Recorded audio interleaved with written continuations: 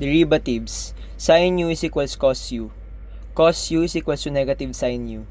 Tan u is equals to sec squared u. Cot u is equals to negative cosecant squared u.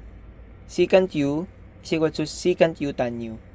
Cosecant u is equals to negative cosecant u cot u. Integral. Sin u is equals to negative cos u plus c. Cos u is equals sin u plus c. Tan u is equals to ln sec x plus c. Cot u is equals to ln sin x plus c.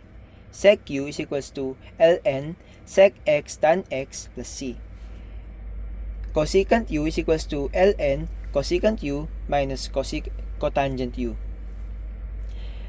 Cosecant u, cotangent u is equals to negative cosecant u plus c.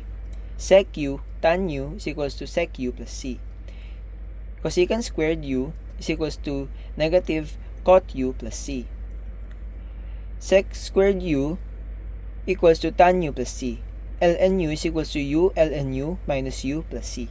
Trigonometric identities. Tan theta is equals to sine over cosine. Cotangent is equals to cos over sine. Secant theta is equals to 1 over cos theta. Cosecant theta is equals to 1 over sine. Cotangent theta is equals to 1 over tan theta. To change the trig position. Or, for example, cosecant theta is equals to 1 over secant theta. Sin theta is equals to 1 over cosecant theta. Tan theta is equals to 1 over cotangent theta.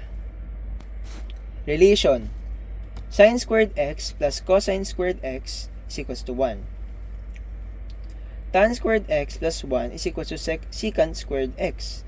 1 plus cotangent squared x is equals to cosecant squared x.